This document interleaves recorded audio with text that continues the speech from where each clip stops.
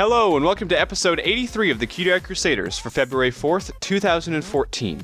My name is Rainbow Plasma, I'm the organizer of this podcast, and today I'm joined by... Burn1, the special guest coordinator of this podcast, and tonight I will be the editor as well. I'm Flutterguy317, and I am the media manager for the podcast. And I am Atmospark. I do the questions. For this podcast. Oh, this podcast. Love this podcast. I guess you have to be specific. Yeah. Because this podcast. he doesn't do all the questions in the world, you know? You don't have to pay him every single time you add a question mark. Although Please that do. would be like the best That- trademark yeah, ever. that would be great. pretty good. He I'd be very does much the okay with this. questions for the podcast. I would get so much money from all those like high school girls in the middle of their high school drama, just like on like chat messaging service and text where they do like there's millions of question marks. Well, and also when they talk. Yeah, when they talk. You know, I actually Back that up learned with something interesting. inflection. Pinky Dash, why are boys so cruel? I don't have Or to Atmo, answer their whatever. questions. I just get paid whenever they use a question mark. Yeah.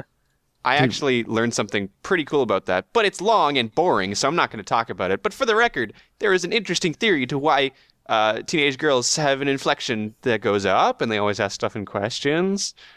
Why yeah. is that? No. Nope. It's Skip it. It's long. Google it. It's long and extremely polarizing, so I'm not going to talk about it. I sense an innuendo. No. That was like the least PG thing that we could ever keep on the podcast, by the way. Wow. All right. Well, speaking of big things, we made a big change last week. It's not really that big, but we're saying it is. Okay, that's Yeah. It's about twice as big.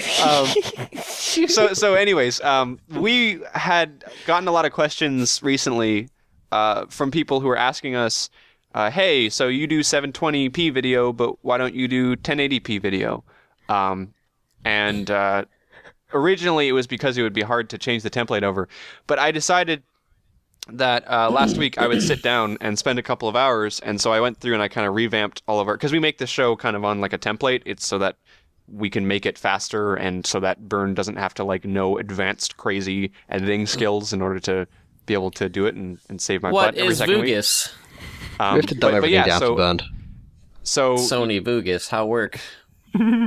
so I recently updated the kind of show template. So now you should be able to see a difference in the show. Now, I don't really know. I think the codec I'm using doesn't support YouTube uploading it to 1080p, so you should still have the option for 720p. I don't really know. I'll try to figure that out. It's not a huge difference between the two, but I also made some changes. Like you'll notice the backgrounds have better detail and they look less crap.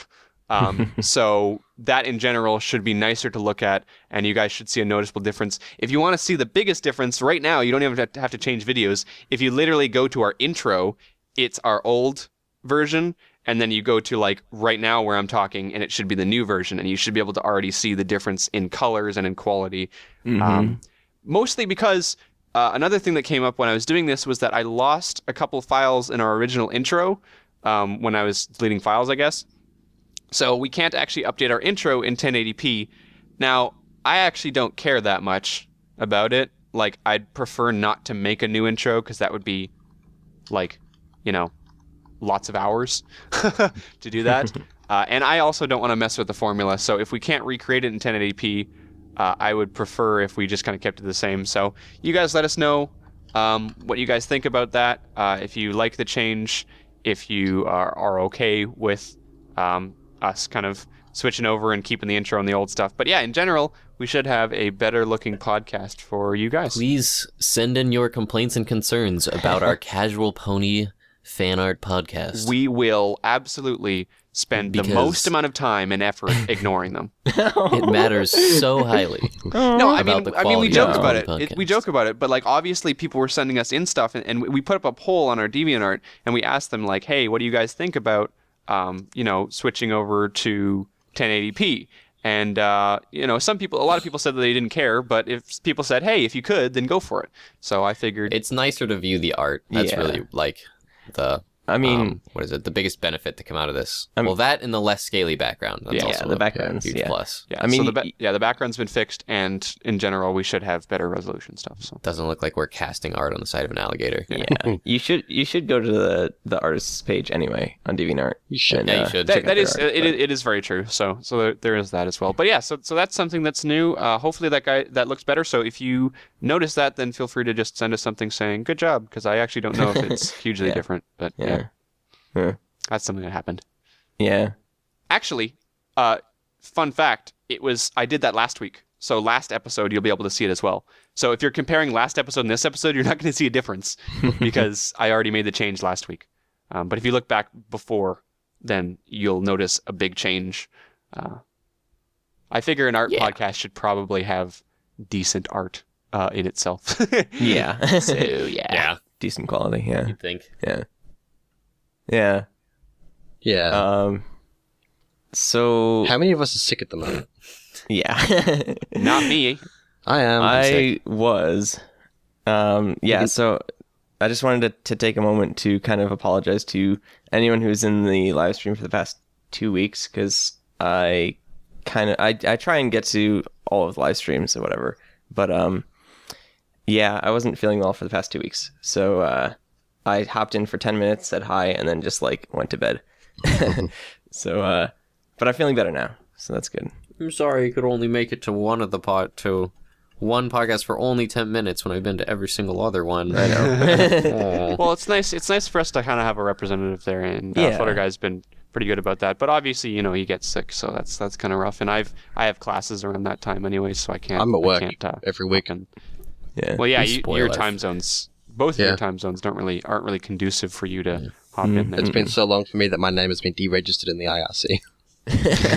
Yeah. So I've We spoil lost our fans. my Atmos Spark account and my auto voice. Oh, Aw. sad day. You should re-register Anyways. that quickly. Anyways, we're all anyhow. kind of getting over something. Well, I've been pretty good actually. I get over colds pretty quickly, so Yeah. yeah. I'm snuffly. Oh. But like that's the thing though, because Burned, you've always got like a little bit of a cough, and Atmos Spark, you always have some sort of like hay fever. Yeah. So I mean, I it's got not the flu really at the new. moment, though. Oh. It's not really new. Like I don't know. Yeah. Yeah. You're not new. I'm not. I'm very Speak- old. I'm 83 episodes old. Oh yeah, just quickly. That's true. A while ago, Guys. Equestria Daily put up a thing about I think like Chinese knockoff pony plushies on Australian eBay. And last week, my roommate came home from shopping and he bought me a derpy that was in one of the shops. That's one of those like Chinese knockoffs. So I have a derpy plushie now, and it's adorable. I don't care that it's a Chinese knockoff. Yeah, it's adorable. It's a bubble So duck. I've seen it. once again, we just talked about this 2 weeks ago or last week maybe.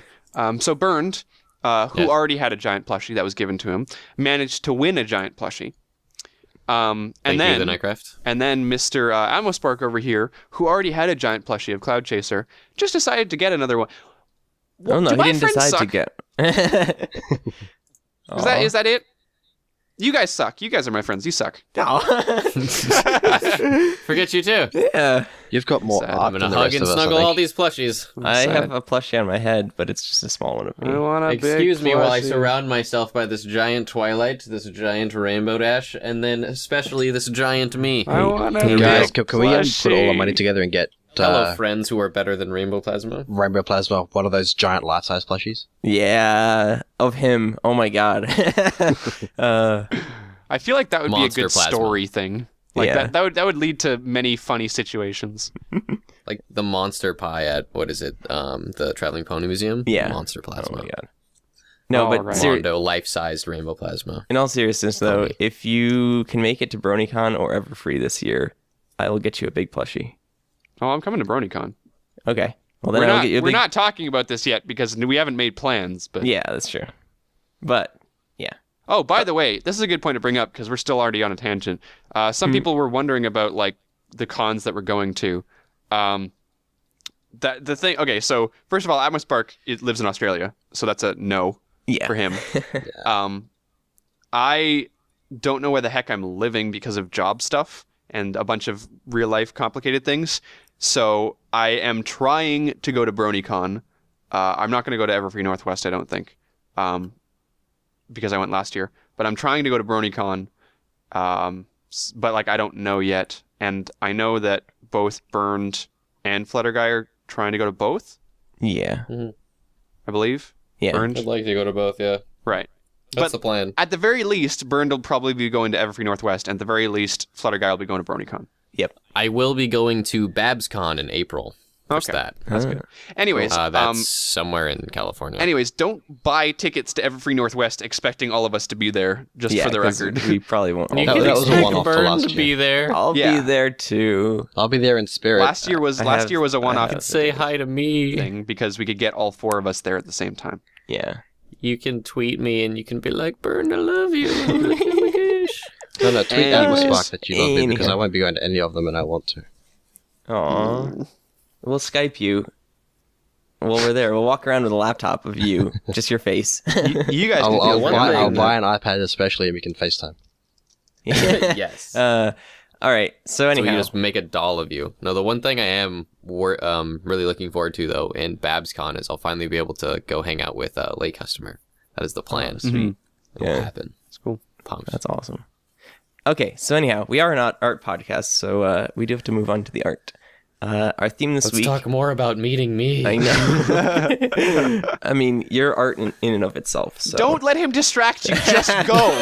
Oh my god. I love- So the I theme love this our week fans. is Gryphons, but we decided to exclude Gilda because, well, We might She's want not a true Griffin. Shut up. We excluded Gilda because we found enough pieces that didn't have Gilda in it, and we figured maybe sometime in the future we would do a Gilda episode. yeah. Yeah, that's a nice way of putting it. I like that better. We'll just say that.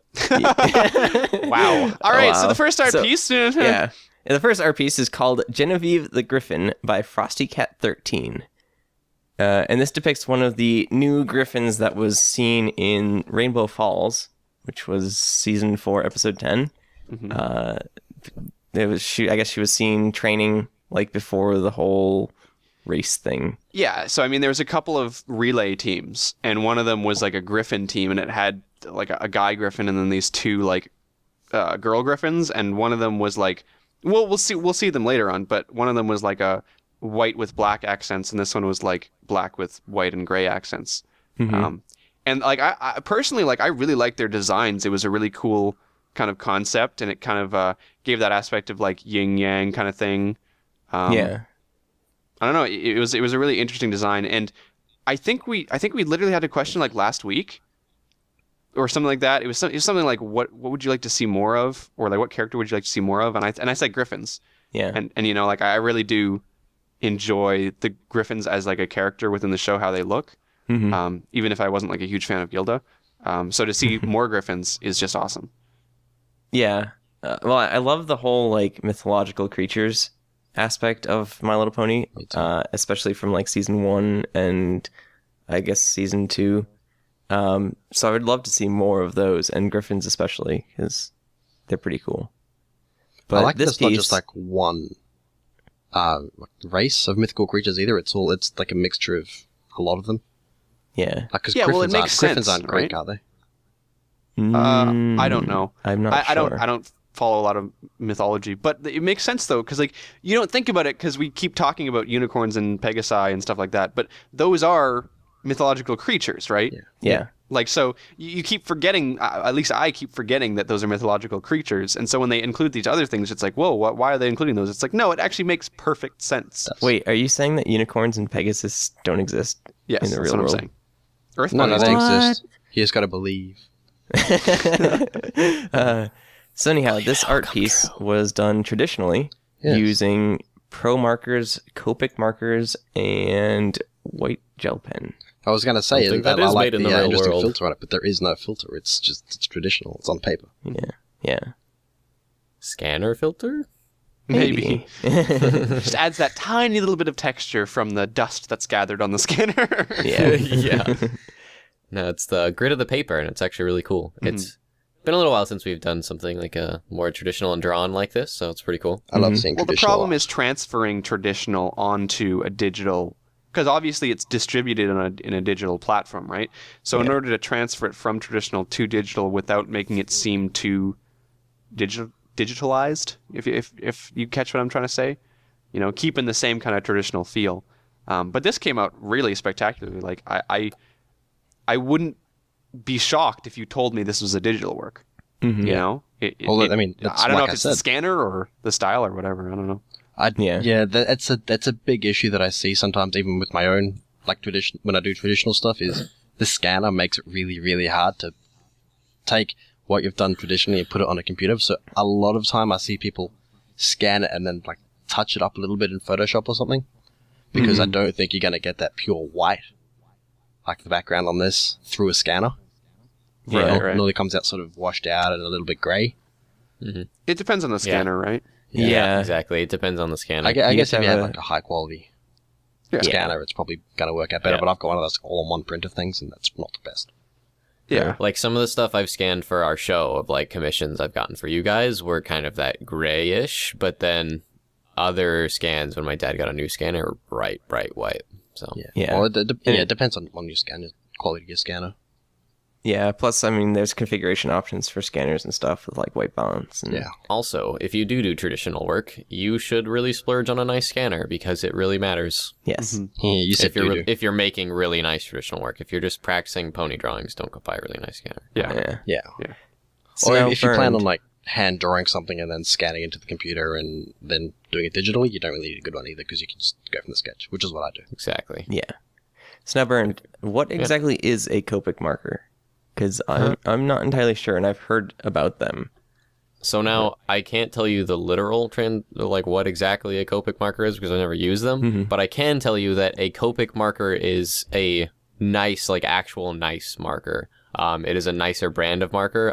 They have like thicker and wider heads on them to do nicer work, and the colors and inks blend into each other well. That's why this piece looks so really well blended, and like the legs especially. And like in the shadows and stuff like that, because Copic markers specifically do like kind of like blend and like kind of like watercolor, you know. Okay. So they have that kind of they blend together well, and they're really really nice markers. Now, I'm not sure if Copic is the brand or if Copic is the type of marker. Copic is a is a brand. brand. Copic is a brand. I Brand? was just about to interject, but Copic is a brand of Japanese markers. That, like you said, it's just a very good quality, so it's started to become known. Kind of like, if you've got a Wacom tablet, or a Wacom, depending on how you pronounce it, that's not a type of tablet, that's a brand, but people start associating with it because it's just good quality. Yeah. Yeah. Like Band-Aids. Yeah, exactly. Kleenex. Yeah. Yeah. But I'm pretty sure this was done with actual Copic markers. Yep.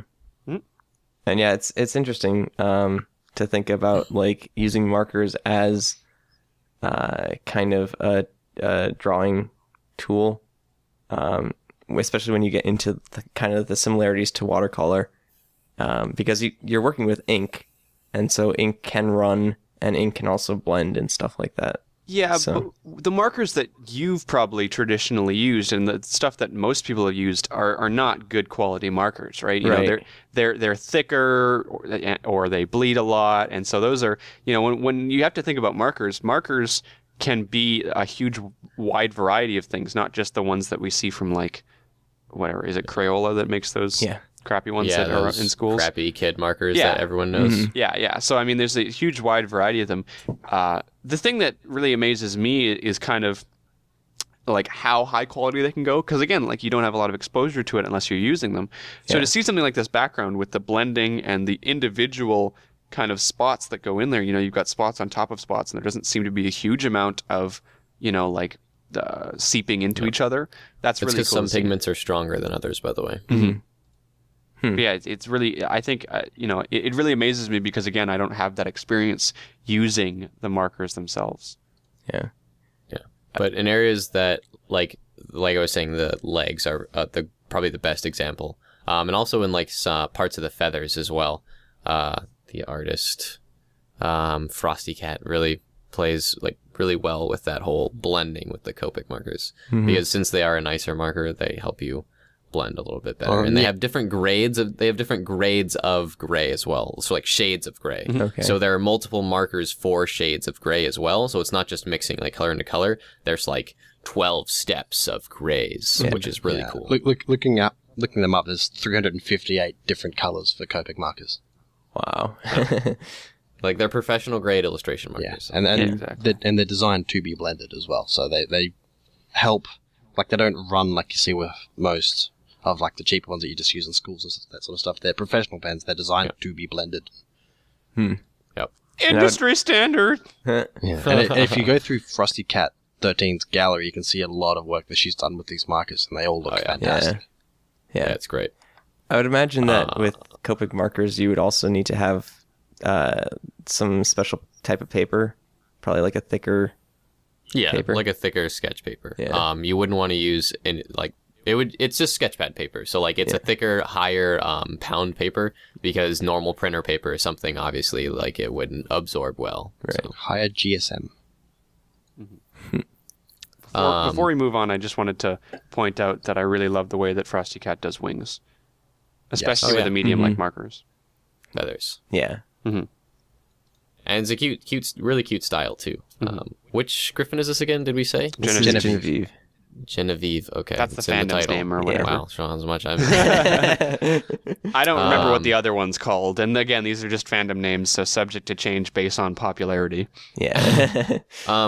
Stepping away from Copic markers, actually, I really, really like the white gel pen, because that's really a huge issue when you're doing something that's traditional, is that if you don't specifically leave highlights out, there's not a lot of ways to get white, like specular highlights on something.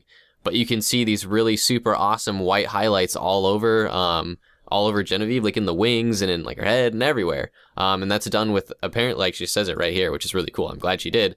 But Copic Multiliners white gel pen. So that's cool, and I want one, even though I don't draw in marker. I want one. That's really cool. So, and it's also done really well. It adds a really, really nice touch. Yeah. All right, so we do have to move on to our next piece, which is called Me Likey by a Trill, who has this amazing style that we talk on and on and on about. Blur to blur. You know, I think looking back on it, I probably should have placed this one first, just because this piece was kind of in here to talk about these Gryphons in general. But yeah, let's talk about the Gryphons in general. Now, I know Atrill really, really, really enjoyed these characters, and I think, you know, in general, a lot of people enjoyed the design of these characters, the contrasting colors and the way that they kind of complement and bounce off of each other is really, really interesting. And I really do enjoy that kind of color scheme. And you can see, like, for example, that their colors match up often with each other. So if you look at the... let's call them highlights, right? So on the white Gryphon, which I don't remember, but on the white Gryphon, her dark spots are kind of like a reddier color, you know? And if you notice, that matches up exactly with the other one's eyes. Yeah. And if you look at the highlights of the darker Gryphon, Genevieve, who's got like it's kind of like gray highlights, it matches up perfectly with the white Gryphon's eyes. And that was completely done intentionally by Atrill, I have no doubt. He's got a great eye for detail, and you know, he kind of took this aspect of contrast and symmetry, and he related it even more between the two characters. Yeah.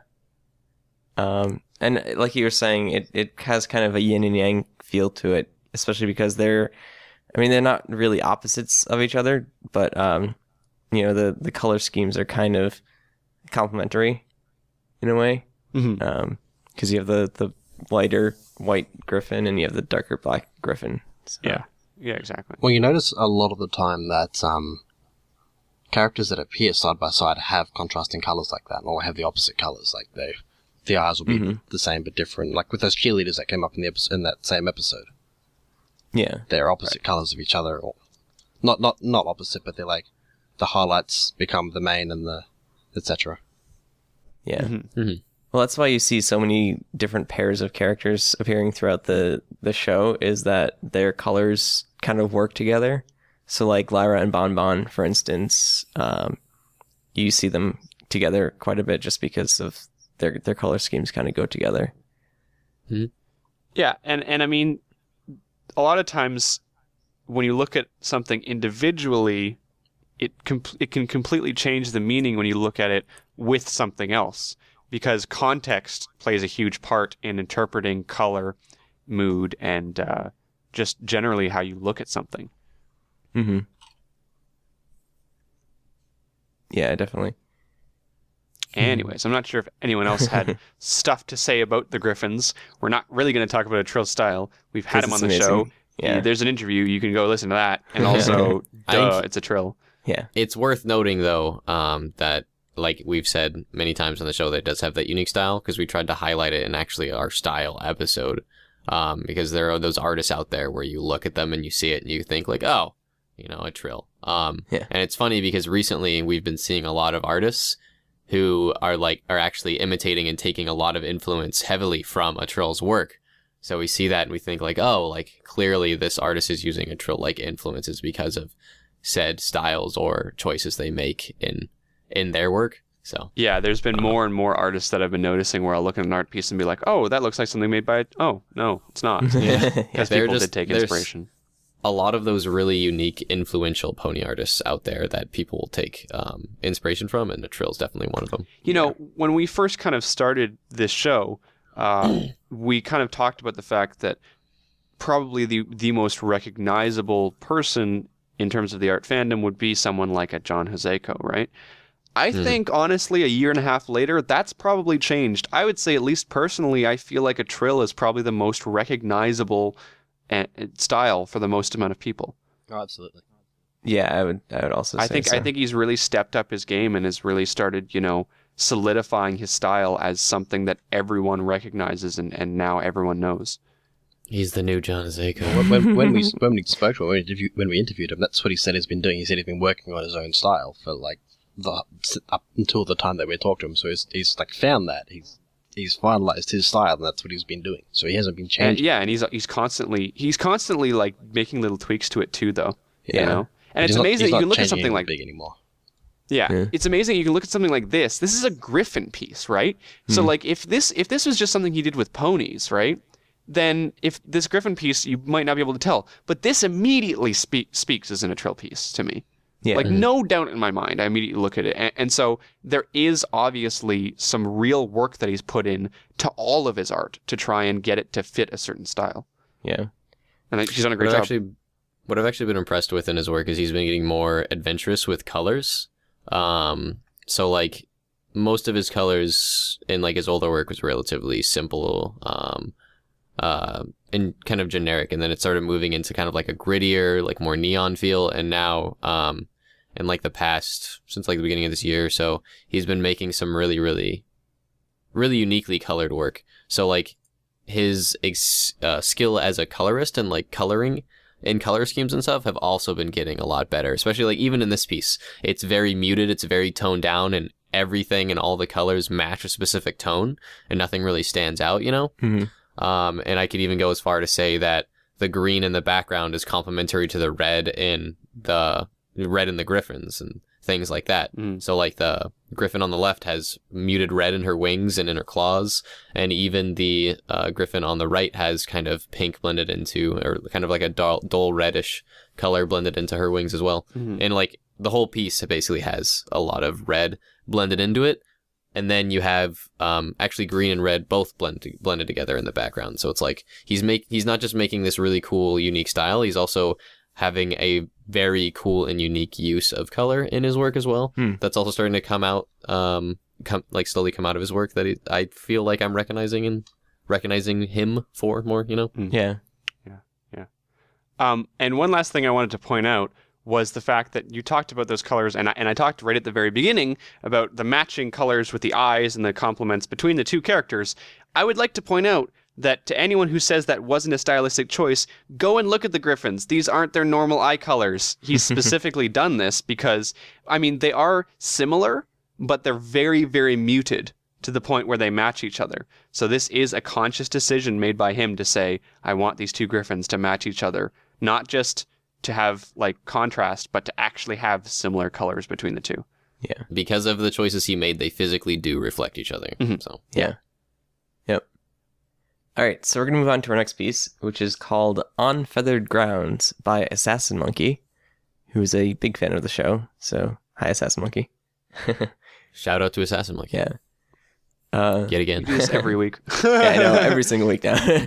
No, so this is a piece of Twilight and a griffin. Not sure what the griffin's name is. Doesn't seem to say. It doesn't That say. other griffin. That other griffin. The yeah. big griffin. Set inside of a landscape piece, which is really fantastically done. Assassin Monkey does a lot of these like big sweeping landscapes, and he does them. He's gotten really good at them. Yeah, I mean, Assassin Monkey is about detail work, right? Like that's his biggest thing, and I think his biggest strength is in his details and in his kind of, shortening things down like fur and feathers and making them a reality where other people just make assumptions with them, Mm-hmm. So he spends a lot of time on things, and that's why it doesn't always translate to ponies super well. But when he starts going into stuff like griffins, he's done a lot of griffin pieces. It really, really shines. Seeing the individual feathers in this kind of piece is a huge, game changer. And that also translates a lot to his backgrounds as well, because his backgrounds aren't very vague usually. They're pretty detailed as well. So in a piece like this, it really, really helps it stick out, and it gives the characters that much more detail, and his propensity to add detail is really a good choice in this situation. Mm-hmm. Yeah, I love the wings on both the griffin and on Twilight in this piece. I know, just like because they're so well on the griffin, especially because they're so majestic and big and like. The show kind of pares it down because the show's style is supposed to be very simplistic, but like this just makes this griffin look very regal, and it kind of does and fuzzy. And it does a good job of kind of giving the whole piece kind of a tone or a mood, just the different expressions and the different stances of the two characters too. So. He's given that griffin like the monkey tail, like he always does. Yeah. Because well, I mean, monkey. it's similar to lion tail, right? Yeah. I guess, yeah. Actually, no, that makes sense. Yeah, I hadn't actually I thought. believe it's left ambiguous at the angle it's at. I always forget with griffins that they're half lion. Yeah, right. I just look at it. I'm like, look, big birdie. And because I see their face, strong, four-legged bird. Yeah, I was like, look, because I always see like the face and then the claws, and I go, big birdie, and then I see like the butt, and I'm like, wait, that's a lion butt. That doesn't make sense to me. That doesn't add up.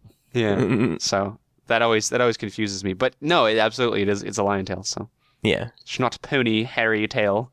It's different. I like with those cliffs at the background, like it's with the bird face and the cliffs, where it's like. The gates to their lands, like it's very Lord of the Rings-esque to me. Like if you remember the second movie or the first movie where they're floating down the river and they see the big guys guarding Gondor, big statues. It's like that. Like it's the gates to their realm. Yeah, definitely. It's a really cute way to spell out the narrative for this piece too, because the title being On Feathered Grounds, there's kind of this story being told, and having giant griffin statues in the background and Twilight being so timid with this giant griffin figure, it gives this a lot of feeling to this little narrative being told. Yeah. Like she's come to visit the king of the griffins in his land. Yeah. Those You're on feathered grounds, pony. those cliffs are very Griffin Hokage. Yes, I did just make that reference on the show. You're welcome. I'm glad to spread it. All right. Yeah. Like it does tell a very good story, it's I don't know. I feel like the ponies in Assassin Monkey's work either get me or they don't. And I think this one really does get me, and I do get the emotion that he's trying to convey, and it does kind of give off this sense of trepidation and intimidation, right? Because obviously that griffin is freaking huge. Yeah. It's funny, he notes in his description that he was relating the Gryphon size to how Twilight relates to Celestia. So how much larger Celestia is to Twilight. So he was thinking Gryphon or Gilda's relation to like a higher figure Gryphon. So Right. he kind of used that as like a size scale. Gryphon which is pretty King. cool. Yeah. Gryphon. That's pretty cool. Yeah, it's interesting, like the artistic choices you can take when you're kind of trying to think a little bit outside of the box. Like with this one, I think Assassin Monkey in his description is basically saying that he was wondering about the lands outside of Equestria, like the Griffin kingdoms and stuff like that. So it's kind of, you know, his imagination of what this kingdom would look like, and so that's kind of a cool little connection there, just on the size of the characters. And I would like to point this out again, because I've been doing this recently with pieces to, again, bring attention to the colors used, because there's like obviously green in the background and on the grass like below the characters, but there's also like that bright red complement used in the eyes of the Griffin, and then in like the flag on the staff and little spear in the background there. So those really like those strongly stand out in the piece because of that green and red relation. And even the brown on the Griffin is reddish, so it kind of stands out from that green. Mm-hmm. And I was going to say it was a really smart decision to make the grass underneath Twilight a little bit more yellowy. It's kind of like a yellowy green, if you notice. Because what is it? Violet or yellow is the opposite of violet. It's a complement to violet. Mhm. So having a slightly more yellowy green makes her pop a lot more as well. Yeah, for sure. So I'm always curious to know how many of those like decisions like the artist like takes in purposely or does consciously. Well, we Well, could a lot ask of him. times it can be Assassin Monkey, implicit. Tell us. Yeah. Well, a lot of the times Yeah. those decisions We'll have can to be ask him. implicit too, right? It doesn't necessarily have to be Yeah. like, oh, this is purple, I should put yellow down there. Not saying that's a bad thing. Sure, do that. But sometimes people can have a real knack for that kind of stuff. And people Yeah, who make the best that's- colors kind of have that knack where they look at the purple and they go, oh, well, what would be the best there? Yellow. They don't necessarily think, Yeah. oh, yeah, yellow is the complement of purple. Yeah. But yeah. That's why I was really curious about it, because like as a colorist or a color theorist, like if you're actually like taking color theory or studying it, like you do start to consciously make those decisions. But if you're just like an experienced artist and you start to make art or pony art or whatever, there is a certain extent where you do start to realize like what looks good or what reacts good, whether you understand like the theory behind it or not. So that's why I'm curious towards like, it was just like a subconscious thing towards like this sunlighted grass on this hill should be more yellowy. And it just happened to work out with a violet pony. Or how much like actual conscious decision went into something like that. But I feel like Assassin Monkey is skilled enough to where I'd have to give him some kind of credit Yeah. to make those decisions consciously. Yeah, definitely. And I mean, he does have a work in progress too, which kind of outlines similar colors and kind of, you know, shows his process a little bit. Assassin Monkey's great about giving work in progress shots like that. Yeah. Yeah, and again, what's so is super cool to me is how he uses, like he starts out in base value in black and white. I love that because it gives all of his pieces such a like an old school traditional feel, just like a really super classical feel, and it ends up being really, really awesome. I do love looking through his work in progress just to kind of see what steps was taken and how he goes from the kind of the base value black and white to a colored piece and then back to the value to kind of tweak things and then back to the color, and he kind of keeps shifting back and forth between them to kind of tweak the piece till he gets it right. Yeah, And so certain composition changes as well. I mean, you look through the thing and suddenly there's a spear that appears in the foreground and then there's a tree off to the left. You know, the tree doesn't appear until like the last two kind of frames that he's taken here. So there's a lot of, these work in progress things are great if you're an aspiring artist, because you can see along the way, maybe you won't necessarily perfectly see why he did it, but you can see that at some point he decided, I need something to frame this a little bit better. Yeah. So he added a tree in there. I can see his compositional choices with like the spears, because it just kind of starts out and it's non-existent, and then eventually he builds to this like archway that leads to where Twilight came from. You notice that the trees and the spear actually end up framing that huge valley that we think that Twilight would have walked in from, which actually is a really cool decision compositionally. Words are hard. And you can see initially he had a second Griffin there behind the big one, which got removed. And you one move of the stuff around and Yeah. One other thing about work in progress that I find really cool is that it kind of gives you a history of the piece that you're working on. So you can kind of go back and see, like, even as the artist, if you're not like looking at the work in progress to learn about it, you can just kind of go through and see like, oh, that's the step that I took there. And, it's like snapshots. It's kind of cool. Assassin Monkey, why are you so good? All right. So we have to move on to our last piece, which is called North Gryphonia by Equestria Prevails. And this is definitely a digital piece, more show accurate style.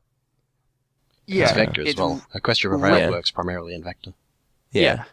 And we do like to bring up vector, and Equestria Prevails is one of those, what I would call an advanced vector artist, working, off of less tracing and more original, that kind of thing, whereas a lot of people will think of vectors and they'll think just, the resource side of it.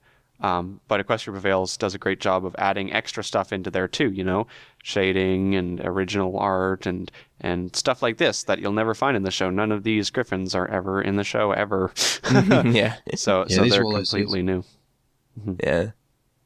It's from left to right. It's apparently Darius II, Alex the First, Rosas the Second, and Cassandra the First. So I wanted to bring up a point last piece, but we didn't really have the time for it, and I wanted to at least show this one. And I realized that I could talk about it a little bit in this piece as well. And what I wanted to bring up a little bit was, when we talk about giving a piece a story behind it, I think it's important to note to aspiring artists that you have to learn how to create a story without resorting to typing text. Because descriptions of art pieces are great for a lot of things, including expanding on your story. But I feel personally that most of the time, you should be able to convey a good enough story to your viewer just based on what they see in the art. And if they're interested in a little bit more detail, they'll be able to look down below. I think the last art piece that Assassin Monkey did was really good at that. He did a great job of conveying some information. And then if you want to learn more, he went, okay, well, here's a little bit of my headcanon in the comments. Mm-hmm. And I think in a similar way, you can kind of see through the characterization in these characters, you can already kind of tell personality-wise, situations around them, they look like royalty because of the environment that they're in, and you could probably tell their personalities based on the characterizations that they had. So I think that's a really good point to make, because sometimes you can get artists who have an idea and they make an art piece and then they type out like a huge thing in the description that is meant to describe it. But I think art pieces should be able to stand on their own. Yeah, that's inherently the point of art. Mm-hmm. Yeah, picture tells 1,000 words. Yeah. Well, it's like if you go to an art museum, there's maybe a little bit of a description about what medium was used or about the artist in general, but the piece of art is all that the artist has to tell the story. So it's nice on DeviantArt because you can kind of amend to that story, like little details and stuff with your description text. But definitely the art piece it should be focused on telling the story. And in this piece, I mean, like you were saying, you can kind of tell, what kind of personalities these characters have and like what their status is in the society and everything like that, just based on their expressions and the clothing and the things that are around them. Yeah. Also, that smaller griffin is so cute. Look at its face. I know. Yeah, I personally, it's a bit anthro for me. Personally, but I mean, it's a good point to bring up too that this isn't just straight up griffin. It's also kind of anthro griffin too. It's also a lion. Mm-hmm. Well, how they're standing and existing is griffin is Griffin is lion. half lion. Yeah, it's also lion. Well, it's interesting because I mean, I guess there is kind of a status quo for what a griffin should be, but since it is half bird and half lion, I guess they could stand on their hind legs or I don't know. And I mean, we haven't seen a lot of them too, right? Yeah. Not a lot about their culture, not a lot about their design in general in the show. So it's very open-ended. Yeah. Yeah. What A Crystal Prevails does really awesomely, though, is kind of craft this other world or other universe. I'm not really sure if all the work that he does is based off of fanfic. I have to imagine it is. I mean, the stuff that he creates is so ridiculously Detailed. in-depth. I believe he does a lot of work relating to fanfics, but not all of it. Yeah. Because he has a lot of these like more Gryphon works and like kind of medieval esque pieces. Like he has another piece in his gallery with it's like a giant battle scene between like Pegasi rather, and Gryphons. I mean, and just some really, really cool stuff, and like bar scenes, you name it. Yeah. Mm-hmm. Yeah, he's definitely taken the MLP universe and kind of extended on it quite a bit. Kind of crafted his own, if you will. Yeah. Yeah. He's very iconic and well known for that as well. So Yeah. this is definitely one of the artists that's iconic in the fandom, and you should really take the time to go look at his work. Yeah, he's been around for a while too. Mm-hmm. Oh yeah, ever since I've been around, so before my time. Yeah. Dang! And you're old. I know, Burn. I know. Burn. I'm like But he's the youngest one out of all of us. 3-year brony old. What? Jeez. Wait, just a second. Atmospark, did you really just say he was the youngest out of all of us? Yeah, but then I thought, no, that's not true. How old do you think I am? I'm by Aren't you, like, far the youngest 14? out of all of you. What? I'm a year and a half younger than Burned, and Burned is like 3 years younger than you guys. I'm here. I'm like 22. He's 22. I'm almost 25. So you're 2.5 years older than me. Yeah. Yeah. I'm almost 20. Suck it. I don't care. The size of my Zachary. Oh my goodness. It's a and on thing. on that note, let's go to the questions. Okay, I got some questions here. A couple people sent some in this week, so that was good. Thank you very much. Yay, Sweet. I've got Sweet. They're awesome. Yeah. yeah.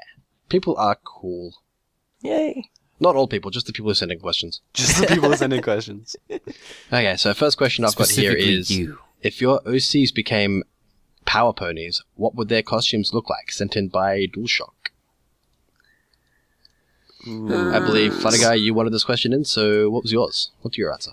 I did, but I don't have an answer for it yet. Okay, then I have something to stall with, because Okay. a couple of weeks ago we talked about what would your supervillain power be, Yeah. and I talked about the fact that I want my character would just go around and like make people uncomfortable with temperatures, right? And I think someone came up with the villain name of global warming, and I thought that was really clever. So I wanted to give a shout out to whoever came up with the villain name for me of global warming, because I thought that was really funny. Yeah, that's pretty funny. So I think personally, so you guys keep thinking about it. I'm stalling. Personally, I think that again, the powers would relate back to the whole temperature thing. So I'm not like super creative. Like, what's the difference between a supervillain and a superhero, other than the way that they use the powers? So Yeah. I don't know. What would the costume look like? Something to do with ice and fire. There you go. Yeah, I kind of get the feeling that your costume would be kind of a mix of blue and white, and maybe some Blue. red and some orange. Maybe, yeah. Just be a whole smattering of colors. Well, it's the contrast between kind of like the blue and the orange, I think, is the Yeah. biggest thing. Actually, it could look very similar to your cutie mark. Yeah, when you think of fire and ice, it's blue and orange, so it's like Yeah. that. It would probably go into that kind of design with again fire and ice in it. Yeah. Well, in terms of color, I think my costume would probably be kind of a lighter green or a blue, kind of like to match my OC's eyes or the cutie mark. Oh my But- god, would you vector objects? Oh my god, that would be fantastic. Did you just like vector them in the air and then they become real? Yeah. Like the Green This is Lantern. awesome. Yes, it would be like, oh my god, yeah, that would be so cool. I'd be like Caramel Rarity, lantern. but yeah. Rarity in that one episode was Vector. Yeah. So it wouldn't just be like, oh, wasn't there like a Disney movie or something where like it was like a magic paintbrush and like you could draw things that came to life. I can't remember. I might be just making. That was an like- episode of SpongeBob. maybe. But I might. Do you mean like the video game of like Mickey Mouse? Maybe. oh, Yeah. yes. I might also just be making something up, but that would be so cool. Like to just kind of vector stuff and then like it appears. That's cool. Yeah. Uh, Oh no, that building is falling on that group of people. Let me sit down and pull out my tablet so I can draw something that will save them. yeah. No, mouse and keyboard. Slowest hero ever. Mouse and keyboard master race. Tablet. For vectoring? Gross. Yeah, tablet's That great was for Bart. vectors. I didn't think was it was You're like until one I of was those turned onto it. professional. Ert Merce one of those- Spurk. You're like one of those professional gamers who use a ball track mouse. Super hipster. No, I use my tablet for gaming too. Yep. All right, one of you two pick one. What kind of games? Like Mario Paint? No, shut up. No, this No, is my- not continuing. Enough of Okay, this. my- We give you plenty of time to stall. I know Rainbow Plasma said that superpowers, supervillains are like the same thing, just the same powers, just use one for good, one for I say evil. they But have to be. I'm going to go against that. I'm going to go completely differently because my supervillain was something pun destroy the world something. My superpower, if I had a choice to get one, would be flight / something fire. So like I was thinking that guy from Fantastic Four. What's his name? Human Oh. Torch. Yeah. Human Torch. But doesn't was you? it But Human this is a Torch, yeah. power pony. Wouldn't like that completely go against your cutie mark? No, but yeah, but I guess. Well, my, All right, he's the Human my Torch. cutie mark is Going like, to allow so this. Storm from X-Men, I guess. Yeah. There you go. So I Well, guess it's fine, white yeah. and I don't know. And screw the costume design. Yeah, I'm not gonna. I'd get. But what about I get fashion? Scootloo to make me a costume. Yeah. Fashion. Burned. Lights, No, Sweetie Belle, she made them. What Would your costume is it? just like be consisting of a for the bunch of cosmo mirrors? The ability to summon mirrors ability to summon mirrors. to look at beautiful things. Oh, thank you, Burnt. I didn't know you felt that way about I me. don't know. Other people? It'd probably just be some like normal superhero suit thing, but probably blue because my character is gray, or something blatantly obnoxious like a bright orange Okay. Yeah. Gotta to go against the blue. go with the eye color for contrast. No, something more contrasting. Like a Well, it would contrast my hair if it was bright orange, and if you want to contrast my eyes. Well, no, I was then just it would saying a need lot to of times be- you can match up the eyes because the eyes are like a little thing meant to stand out. yeah. Hmm. Or you, if you want to make the eyes stand out, then I guess you could make what is it? Purple outfit. Oh well, then now I'm in a Joker outfit. So, Bernd, I just wanted to bring up the fact that for some reason I thought of a superpower for your pony, and I thought it would be cool if your pony could like turn into shadows. So Because like Bat you could turn into a shadow and then like hide in someone else's shadow, and like you could sneak past a lot of people and like have like a huge amount of stealth. hmm I thought that would be cool because you're a bat pony. Then it would be like a Raven-esque costume, Yeah, yeah. That's so Raven. that'd be cool. and then it's back to the blue theme. There you go. I could live with that. Cool. All right. Okay, so we 'Cause all I'm have so our dark and answers. mysterious. Fan out of that coming out next week. Okay, so next question.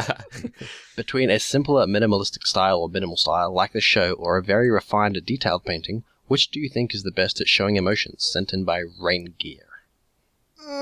This is a question for me, isn't it? Yeah. Honestly, I don't think it's the details. Like, I think a detail is completely different from, like, showing emotion. I mean, it has an effect on it. It can definitely have an effect on it. But I don't think inherently a more detailed painting or a less detailed painting would show emotions better. I think that's really up to the artists themselves at how much they want to express the emotions. I completely agree. Yeah. I Yeah. am a big fan of like minimal or less. Like less is more is a big thing of mine. I love that, which is why I'm so into vectors, I guess. So I believe if you're able to show as like all that emotion in something so simple and so minimal, then it's much more effective to me. So if you Okay, you agreed with me and then completely didn't. No. He does. Not the best at showing, but more effective. Right, don't think there's- I say neither. I'm So saying you- there's. it is- I'm not saying it's better. I'm saying it gets me more. Like Okay. there's a different like emotion in a character is better in minimal for me, but emotion for overall is better with detail for me. You know you're allowed to disagree with me, right? Like, Yeah. that's the thing. Like, I'm not gonna like tie you up. Like, you can disagree with me. I'm clarifying Can because you tie me up? Don't believe my him. point of He's- view. Don't believe him. He just wants to tie you up. Because what I'm tie me saying up? is, Don't admit it. my point of view is completely that it has no effect whether or not it's detailed or whether or not it's minimal. So if you feel differently about that, that's fine. But you're not agreeing with me. What you're saying right there is not the same thing. Okay, well then you're wrong and I'm right. It's an opinion. There you go. I think the point here to make is that it is possible to create strong emotion regardless of whether the style is detailed or not. Obviously, an obvious point is that if something is too oversimplified and too minimalistic, as far as when you start stepping more simple than the show, it becomes a little harder to show complex emotions.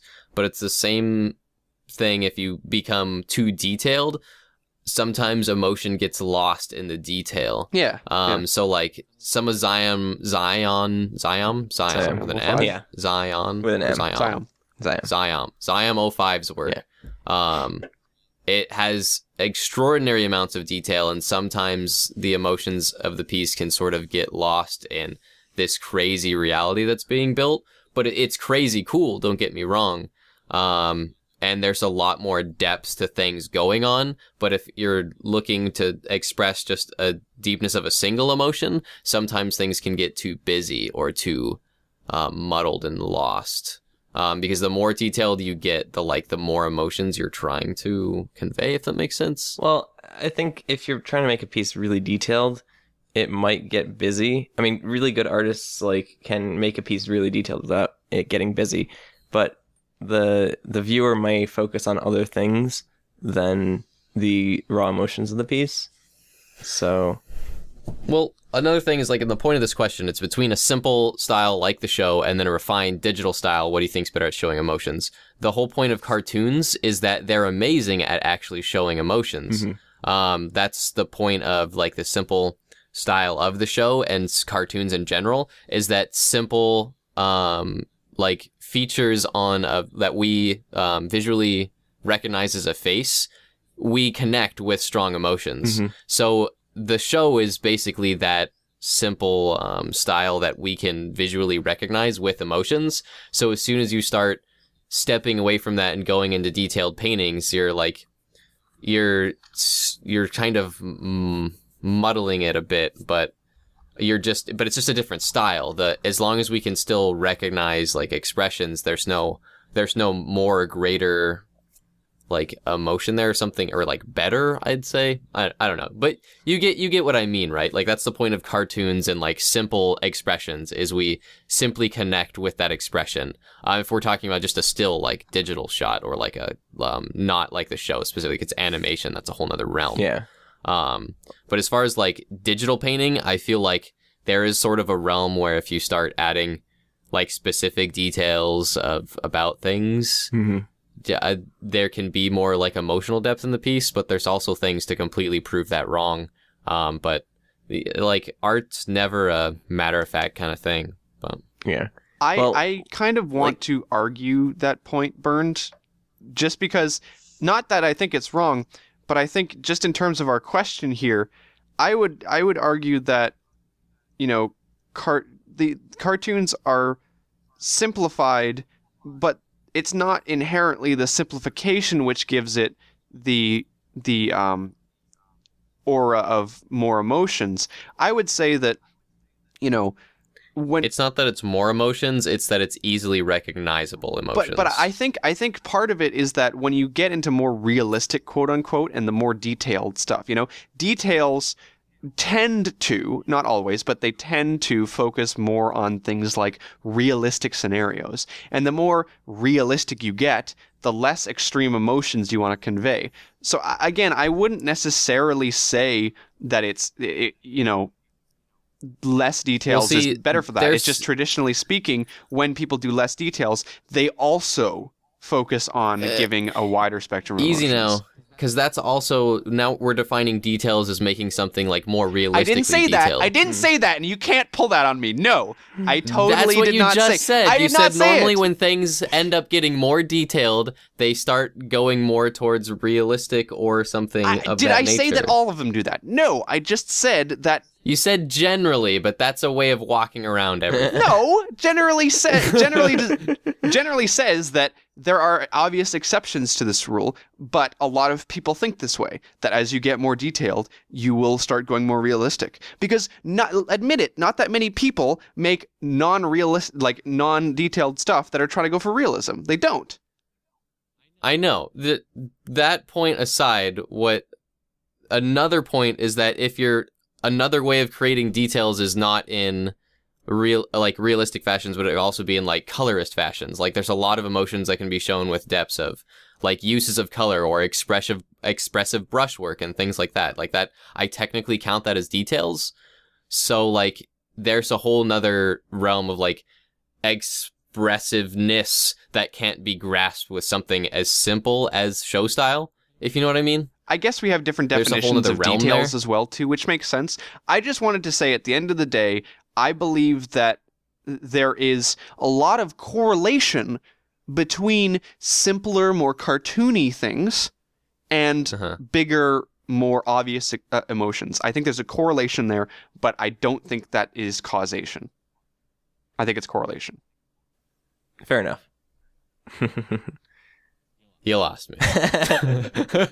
It's, basically we can see it, but it's probably not because of the It's the not details. because it's simpler. It just, Yeah. they go hand in hand, so Yeah. you'll see it a lot more. Anyways, it's not something that we should talk about for 20 more minutes. Yeah. It's an opinion. But why? It's an opinion. Aw. What's the point of good questions? Well, it was a good question, a good and we all question. managed to get our opinions out, so Yeah. there you go. Well, I mean, some of us didn't, but yeah. Do you have a big opinion that's differing? Well, not really, but I mean, it's basically the same kind of thing where it's like you can have strong emotions in a detailed piece, and you can also have strong emotions in a simple piece. And I feel like what Bern was saying is that more complex emotions require more detail in a piece. Like you can have raw emotions, like in the show in Party of One. Like you can definitely feel the raw emotion, like raw sadness and stuff like that. But the whole like the duality, like emotions of duality, like for instance nostalgia or something like that, I feel like requires a little bit more detail to kind of, and maybe a little bit of a backstory too.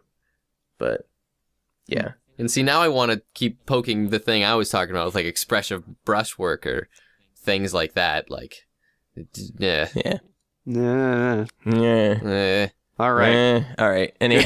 Good discussions all around. I like discussions that don't end in a consensus when we have opinionated discussions, because like we're not wrong. No one's wrong here. I think we all just have different perspectives of things. Yeah. And Which is good. it's good. You get to see a lot of different perspectives. Yeah. But in the end, Burns always right. That's just like your opinion, man. Just joking. Oh, Anyhow. right. Just joking. Let's Plugs. move on Just to joking. the plugs. Ploogies. Okay, plugs. So we have a DeviantArt page, which is cuteartcrusaders.deviantart.com. We have... What else do we have? YouTube. No, not YouTube. We have Facebook, which is Cutie Art Crusaders on Facebook. So go like us there. Twitter, which is @CutieArtCrusade. So go follow, click that little button. And email us the one, which is cutieartcrusaders@gmail.com. So go there, or don't go there. Send us stuff like photos Questions of yourself, and artwork. as well as questions. Don't do that. No, do that.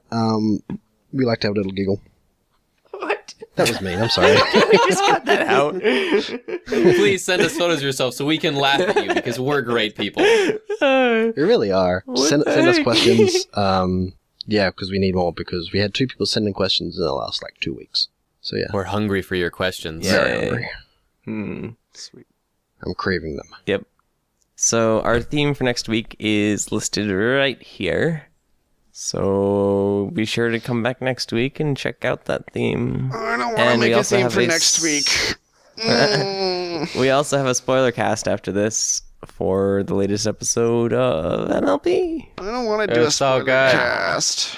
I'm Can lazy we today. mix it up one week and do a Pound Puppy spoiler cast? No. No. No. Absolutely not. Just what is it? The That's a surprise. It's the bottom Aqua- line. No, it's the bottom line. No. No. Aquabats spoiler cast. The No. two loudest people on the podcast have said no to this. SpongeBob spoiler cast. Let's stop. All right. Well, thank you guys for watching. Whether or not you're on the live stream sitting by We yourself, love you all the same. or on YouTube, we love you all the same. Thank you, Burned, for My name's Rainbow Plasma. participating in this episode. It was good having you around, but you've officially been Thanks. cut. Oh, damn it, not You've again. been voted off the podcast. Damn you, You have been Skipsy. voted off the podcast, and you know what your transportation vehicle is going to be? Please bring me your torch. The tribe has spoken. You are the weakest link, etc. My name's Burn. My name is Rainbow Plasma, I'm Flutterguy317. And I'm at my spark. and that was a seamless ending. Love you. See you guys next week. Bye.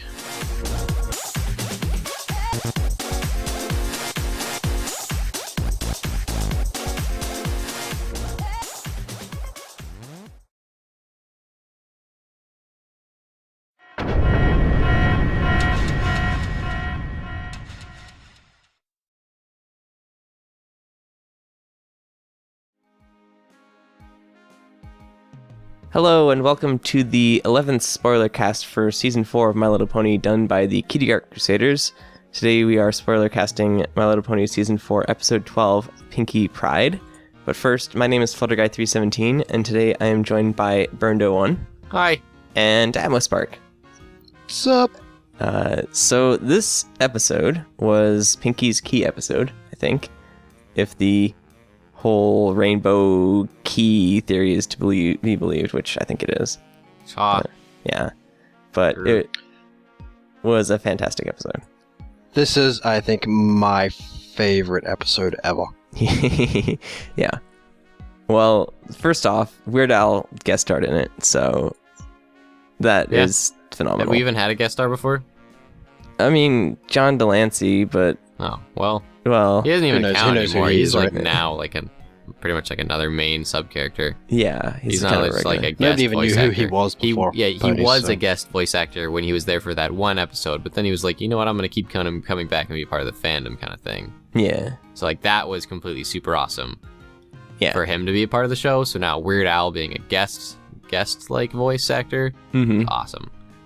I also And, agree with Pinky Dash that because of the fact of Weird Al taking a part in the series and because of how grandiose it was and like how ridiculous the animation was and over the top the singing is, it made this easily one of like the episodes I can say like this is probably one of my favorites. Yeah.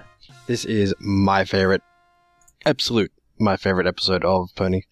The fact that they couldn't have found a better partner for Pinkie Pie for this episode. Yeah. There is nobody else that would be as good as Weird Al for that character.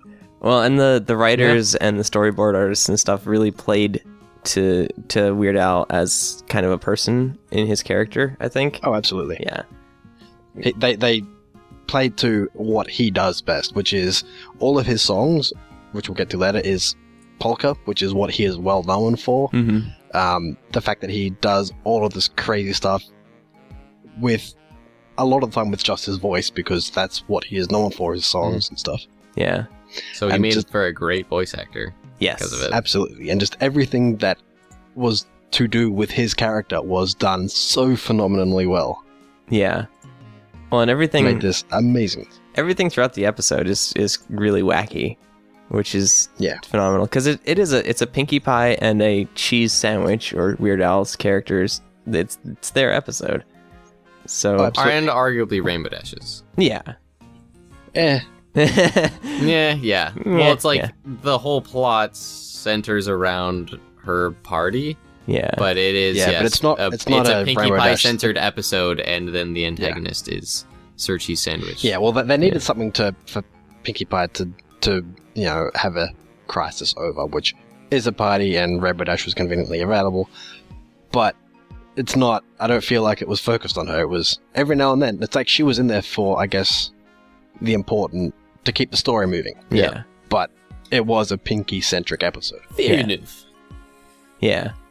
I'm gonna take over the role of Rainbow Plasma for this one. All of the emotions in this episode were amazing. I like that first bit where that it opens into the song, which happens in a lot of Pinky episodes, which is great, and then it goes from there to Cheese Sandwich coming in and taking over, and then during that one song, she goes from being happy, hey look, there's a cool new party pony here, and there's me, and we're gonna work together and be super cool. And then he takes over and she gets really, really sad towards the end, and then she has her own song about being sad. And at that point, I reached over and I grabbed my Pinky plushie. Aww. Because I held my Pinky plushie this whole episode, because the emotions in the song, seeing Pinkie Pie, who is normally a very, very happy, fun character, being so sad and down and out, it really, really hit me hard, because that's her thing. Yeah. She was doubting herself because of somebody else who is much more, I guess, extravagant and confident, I guess, makes her feel less so and makes her feel not as good. And that really hit me. That spoke to me a lot, and it was great the way that they did that.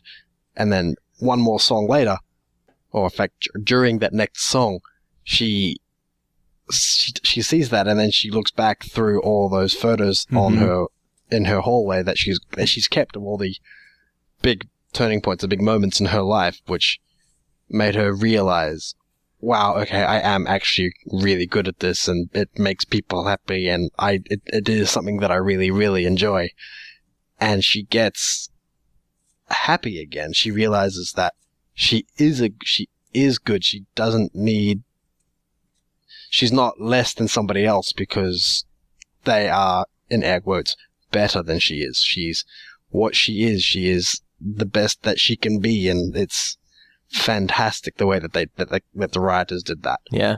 Well, and Brandon and I were watching the episode again right before we recorded the spoiler cast, and we commented that in the song, like, it's so well done, because the key changes in the song as she's looking at the pictures, and like the whole kind of lighting and the mood and stuff like that changes. It's so it starts well done. off as a lower, like, sadder key. How she's depicted is obviously sad.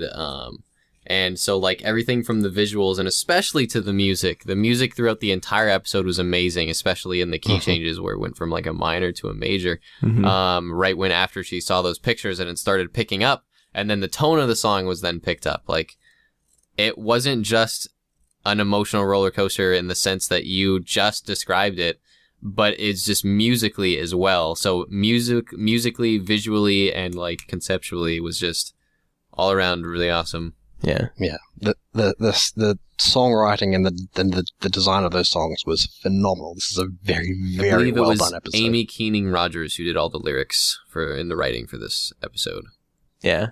Well, she did a bunch of the lyrics. I think was her and Daniel Ingram worked together a lot. I think on that kind of stuff. On all the songs, I believe it said lyrics written by Amy Keening Rogers, and then music and everything by Daniel Ingram. So Daniel Ingram did all the music work, like key work, tone work. Just lyrics were done by Amy Keening Rogers, as the credit went. Yeah, and it's fantastic that, like, again, they played into Weird Al being on the show, in that, like, they had quite a few polka-ish songs, which I guess we can get into the songs now, because there were quite a few of them. Oh yeah, it's like the episode was almost one big song. Yeah. Which I'm so very much okay with, because they were due for an episode like that. It pretty much was just a giant, like, theatrical episode, because even when they weren't singing in the background, like the orchestra work that isn't in every episode of My Little Pony, which is always like a really amazing touch, it was really like over the top, done well for all of the emotions and things being played out in this episode, when they were like fighting, when they were starting their goof off, and the emotions in there. It was all the background music and the orchestral music was done also just as well as the songs were, and they kept and flowed.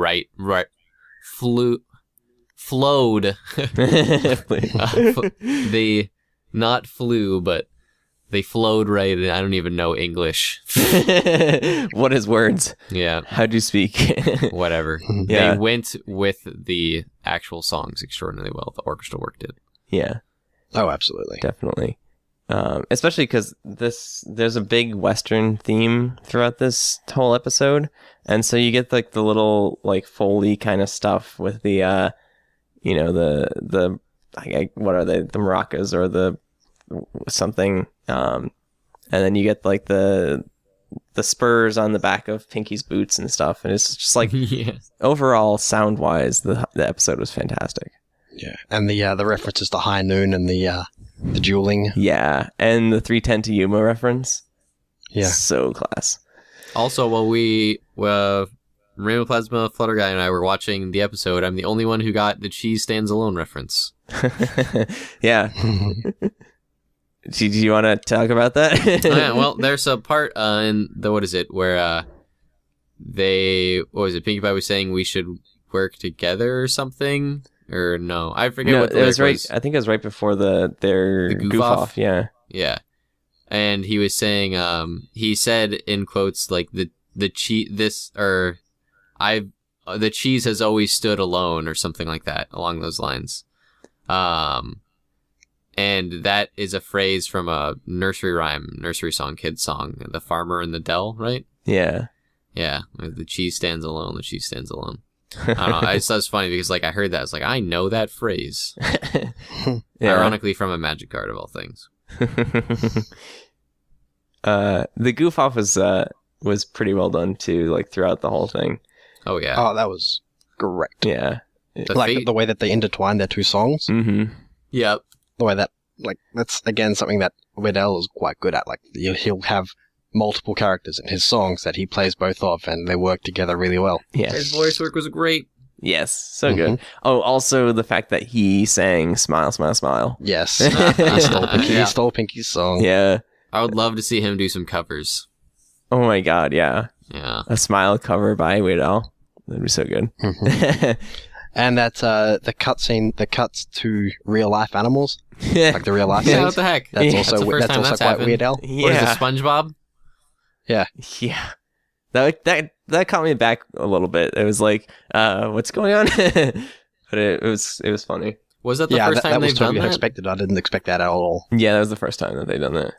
No, I feel like they Oh. did some kind of felt stuff from No. season 3 or something. Yeah, that's right. They did Felt in season 2. That's right with The felt check mark. Yeah. Yeah. Yeah. Yeah, that wasn't really like along the same kind of lines though, so it's not Yeah. the best point, I guess. Well, yeah. It's something. It's still like not. Well, I guess it's still art. Like Yeah, it was still a tangible object and tangible like fabric, and it wasn't show style. So yeah, is that whole third wall gerblobble, yeah, Fourth wall. fourth wall? Thank you. yeah. And Pinkie Pie did some amazing, adorable faces in this. Yes. Oh my God, the faces. There were so many faces. Just the expression many work in faces. general. Mhm. Like I was looking at the credits, and normally I don't look at the credits much, but it's only like a few storyboard artists. But I feel like because it's like they had Weird Al on this episode, and like it's a big deal. There was like every storyboard artist in the credits. It was like rah, there was like 20 storyboard artists. Yeah. It's like Sibsy being, I believe, the first name mentioned, and then going all the way down.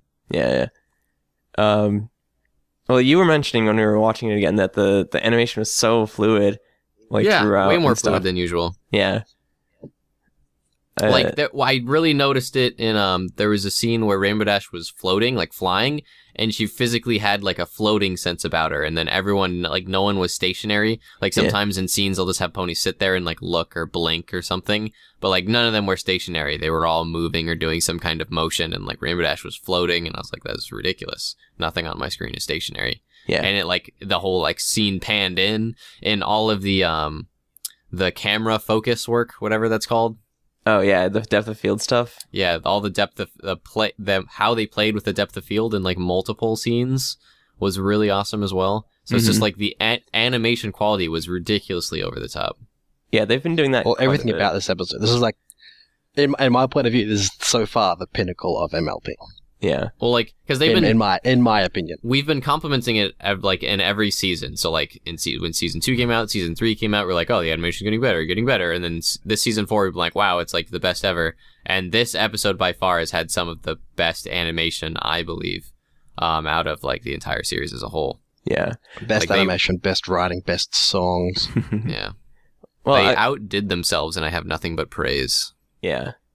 I've got to say, like, MLP in general has always been a really good kind of show for the animation, especially like background animation and stuff. Because if you go back and you watch like a lot of the older Disney TV animation, not necessarily movies, but like TV animation, a lot of the backgrounds are held constant, and there's not a lot of stuff going on in the background, just because it was very difficult to kind of animate that and whatnot. But with My Little Pony, you get like background characters that are moving and talking and stuff, and the whole scene comes alive. And they keep doing more and more with that. And I think they did a lot with this in this one, especially like in the beginning when Pinky's going through the town and picking up supplies for the party. Yeah. There's like Just everything. Like, Yeah. just watch the episode over, look at the angles, like the angles of the camera, like the backgrounds, how characters interact with it, and like even background ponies, like they're still just background characters and they're kind of put there, but even like they have consideration. Just like everything was just really Speaking good. of background characters, Philly background Jarpay. ponies. oh my god, yeah, and Derpy and Philly Philly. Cloud Chaser doing a flip. Yeah, there was also a Philly Bonbon wearing glasses, I think.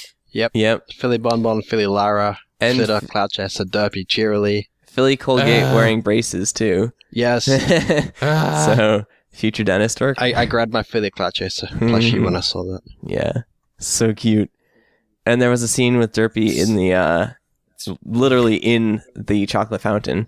That Yeah, was she great. was like she wasn't even a background character, then she was the foreground. Yeah, chocolate, and there was a background pony that looked at her like, oh, what are you doing? Ew, and like walked away, like right out off Rarity of looked frame at her as soon as as she well. started going, oh. Rarity Yeah. wasn't actually looking at her; she was looking at Applejack. When I watched it, Yeah, over. but it looked like she was looking at it that. looked like it wasn't. yeah. But yeah, oh my gosh, Derpy, like just like please pander to me harder. It's just Yeah. like please Hasbro plus or not Hasbro DHX DHS just Plus. pander. So good. Sibsy Plus. Yeah. Yeah. Oh my gosh.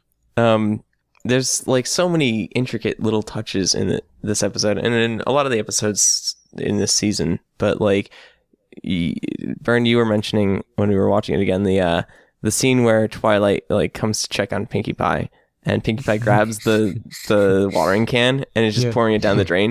And it's like, why is there a random drain right there in the street? But it's just like, to make the gag work. Yeah. So good. And then just that look at when I was looking Yeah, at Pinky, just that grin. that gigantic smile. She and had then- that smile once when she was like pointing at something in an earlier episode, I think in season 3. But this one, it was like that smile again, overdone in context, better animated, and she was standing up, like pouring out water on nothing. Yeah. It was great. So good. Like, And she did that. What was it? Episode 1 of season 3, where Twilight had that Windy Mane thing. The first time we ever saw it, oh yeah, there was Pinky totally did that. Windy Mane Yeah. in It, this. it looked so much funnier. It was like full and thick hair. She had expressive It was like hair plated. in this episode too. It was Yeah. good. Oh yeah. Yeah, definitely. I like the Windy Mane though. It's a good touch. Made it so much more epic. Which is I love that Twilight. which is just, like, Rainbow Dash's new word. backed off. Yeah. So really quickly, because we have to wrap this up soon, I wanted to talk about the whole kind of transition when Pinkie Pie realizes that Rainbow Dash is not having a fun party or whatever, Mhm. because that is like kind of her key moment. And it's in all of the key episodes that we've seen so far, there is kind of this turning point, but in this episode, it's just so well done. Because it's up until that point, it's just like go, Yeah. fast pace, and then all of a sudden, like Rainbow Dash gets crunched underneath this big pinata thing, and Pinkie looks down and she's like, "Oh my gosh, what am I doing? My friend is not having a fun time because she has to be a part of this competition that she doesn't want to be, and et cetera, et cetera. So it was so well done. Rainbow Dash is not laughing. Yeah. Yep. I must make her laugh. Yeah. If that means I got to step back and let somebody else do it, well, then it's got to happen that way. Mhm. I felt like they overdid the rainbow thing in this episode a little bit and spelt it out a little bit too much, which is fine because earlier when we did the spoiler cast, I complained that they didn't spell out the concept of it enough, but I feel like the last previous times with like the thread and stuff, it was just the right amount of subtle. Yeah. But in this, I mean, it was like teardrop rainbow, eye shine rainbow, and like there was a rainbow effect on the side of the screens, and then super rubber chicken rainbow shine. Shing!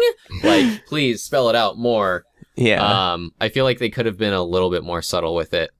And it would have been like cuter in that sense. And it's not like we don't already know, you know. Yeah. But well, I feel like it's cute in the regard. Yeah, I feel like this episode they definitely could have toned it down a bit just because it was so obvious. Yeah, because already. like the rainbow was more of like an idiot-proof way of saying, "Bam, Pinkie Pie has now realized what she's done wrong," as like a part of her element or the part of the key to friendship or whatever you want to look at it. Mhm. So it was like a real blatant spell out and of like, oh, now she's noticing that her trying to become the best party pony, or like she's now overlooked her friend's happiness and party, you know. Yeah. So Yeah.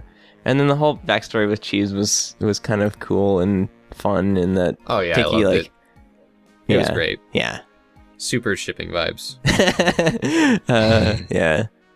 What is it? Cheese sandwich and Pinkie Pie OTP. All the way. It's true. Yeah. Screw you, balloon popper pony guy. One other thing for background characters, I like that they've brought back a lot of the single one-time only characters Mm-hmm. in this episode that you haven't seen again since their episode. Like the donkeys. Yes. Yeah. Matilda was in Yeah. it. Oh, consistency, yes, give it to me. Yeah, right. So good. But I think a lot of them are characters that have been in Pinkie Pie episodes that we haven't seen again. Yeah. Continuity. It's Ah.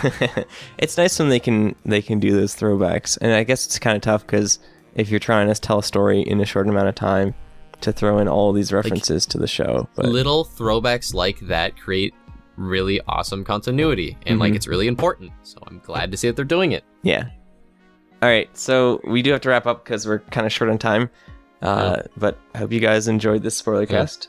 We didn't have And much critiques I can't because gush enough. we were all big fans, so Yeah, we it was didn't really have too fantastic many job. critiques. Weird Al, if you're listening to this spoiler cast, which I doubt it, but you know, great job, etc., Yeah. etc. We love you. Yeah, Sign my fantastic. chest. Not really.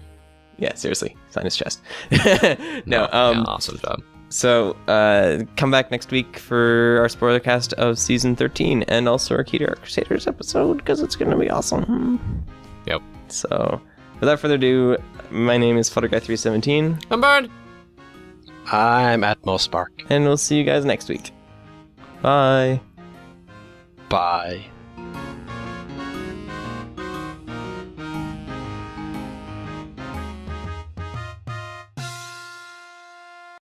So you do 720p video, but why don't you do 1080p video?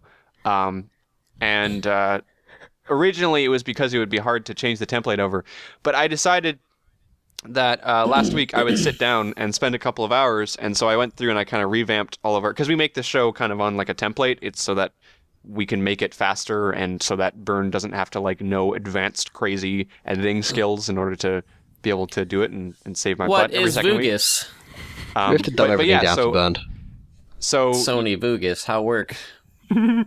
So I recently updated the kind of show template. So now you should be able to see a difference in the show. Now, I don't really know. I think the codec I'm using doesn't support YouTube uploading it to 1080p. So you should still have the option for 720p. I don't really know. I'll try to figure that out. It's not a huge difference between the two, but I also made some changes. Like you'll notice the backgrounds have better detail and they look less crap. So that in general should be nicer to look at, and you guys should see a noticeable difference. If you want to see the biggest difference right now, you don't even have to change videos. If you literally go to our intro, it's our old version, and then you go to like right now where I'm talking, and it should be the new version, and you should be able to already see the difference in colors and in quality. mostly because another thing that came up when I was doing this was that I lost a couple files in our original intro when I was deleting files, I guess. So we can't actually update our intro in 1080p. Now, I actually don't care that much about it. Like, I'd prefer not to make a new intro because that would be, like, lots of hours to do that.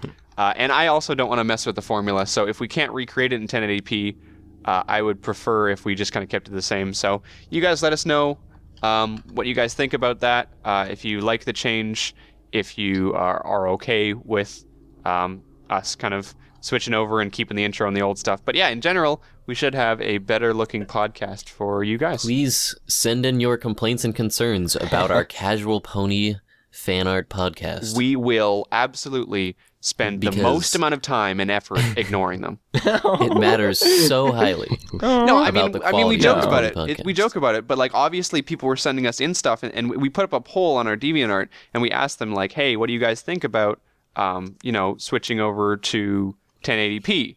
And a lot of people said that they didn't care, but if people said, "Hey, if you could, then go for it."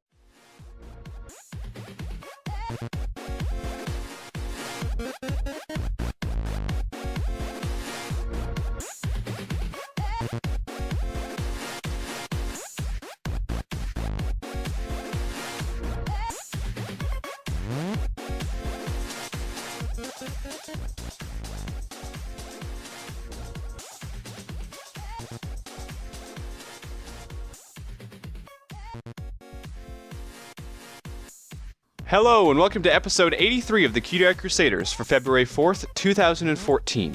My name is Rainbow Plasma. I'm the organizer of this podcast, and today I'm joined by... Burnda1, the special guest coordinator of this podcast, and tonight I will be the editor as well. I'm Flutterguy317, and I am the media manager for the podcast. And I am Atmospark. I do the questions For this podcast. for this podcast. Of this podcast. I guess you have to be specific. Yeah. Because Of this podcast. he doesn't do all the questions in the world, You don't have to pay him every single time you add a question mark. Although Please that would do. be like the best That trademark would- ever. yeah. That would be great. pretty good. He does I'd be very the much okay with questions this. for the podcast. I would get so much money from all those like high school girls in the middle of their high school drama, just like on like chat messaging service and text where they do like there's millions of question marks. Well, and also when they talk. Yeah, when they talk. With I an actually uplifted- Set up learned with something interesting. inflection. Pinky Dash, why are boys so cruel? I don't have Or to answer Atmo, their whatever. questions. I just get paid whenever they use a question mark. Yeah. I actually learned something pretty cool about that, but it's long and boring, so I'm not going to talk about it. But for the record, there is an interesting theory to why teenage girls have an inflection that goes up, and they always ask stuff in questions. Why yeah. is that? No. Nope. It's Skip it. it's long. Google it. It's long and extremely polarizing. Okay. So I'm not going to talk about it. I sense an innuendo. No. That was like the least PG thing that we could ever keep on the podcast, by the way. Wow. All right. Well, speaking of big things, we made a big change last week. It's not really that big, but we're saying it is. Okay, that's Yeah. It's about twice as big. So anyways, we had gotten a lot of questions recently from people who were asking us, hey, Oh. it's not really new. Like, I don't know. Yeah. Yeah. You're not new. I'm not. I'm very Speak- old. I'm 83 episodes old. Oh yeah, just quickly. That's right, A while guys. ago, Equestria Daily put up a thing about I think like Chinese knockoff pony plushies on Australian eBay. And last week, my roommate came home from shopping and he bought me a derpy that was in one of the shops. That's one of those like Chinese knockoffs. So I have a derpy plushie now, and it's adorable. I don't care that it's a Chinese knockoff. Yeah, it's adorable. It's a bubble So butt. I've seen it. once again, we just talked about this, 2 weeks ago? Or last week, maybe. So Burned, who Yes. already had a giant plushie that was given to him, managed to win a giant plushie. Thank And you, then the Nightcraft. Mr. Amospark over here, who already had a giant plushie of Cloud Chaser, just decided to get another one. Oh no, Do he my didn't friends decide to suck? get. Is that it? You guys suck. You guys are my friends. You suck. Forget you too. Yeah. You've got more Sad. I'm art gonna than the hug rest and of us, I snuggle think. all these plushies. I sad. have a plushie on my head, but it's just a small one of me. I want a Excuse big me while I plushie. surround myself by this giant Twilight, this giant Rainbow Dash, and then especially this giant me. I want a Hey, big Guys, can we put all our money plushie. together and get Fellow friends who are better than Rainbow Plasma. Rainbow Plasma, one of those giant life-size plushies? Yeah, of him. Oh my god. I feel like that would Monster be a good plasma. story thing. Like Yeah. that would lead to many funny situations. Like the monster pie at, what is it, the Traveling Pony Museum? Yeah. Monster Oh Plasma. my god. No, Oh, but right. Mondo, life-sized Rainbow Plasma. in all seriousness, though, Pony. if you can make it to BronyCon or Everfree this year, I will get you a big plushie. Oh, I'm coming to BronyCon. Okay. Well, then I'll get you a We're big. not talking about this yet because we haven't made plans. But Yeah, that's true. But yeah. oh, by the way, this is a good point to bring up because we're still already on a tangent. Some people were wondering about like the cons that we're going to. That the thing. Okay, so first of all, Atmos Spark it lives in Australia, so that's a no Yeah. for him. I don't know where the heck I'm living because of job stuff and a bunch of real life complicated things. So I am trying to go to BronyCon. I'm not going to go to Everfree Northwest, I don't think, because I went last year. But I'm trying to go to BronyCon, but like I don't know yet. And I know that both Burned and Flutterguy are trying to go to both. Yeah. Right.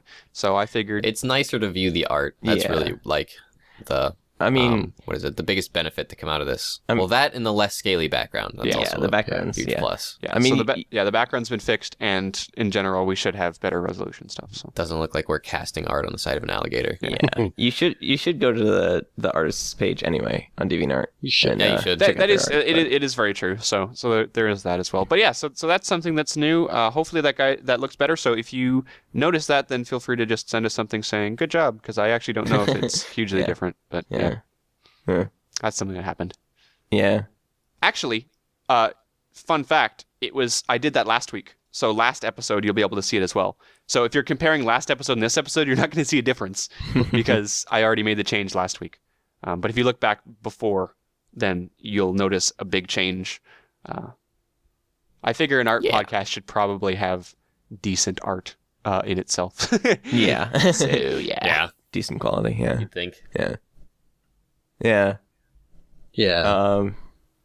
So How many of us are sick at the moment?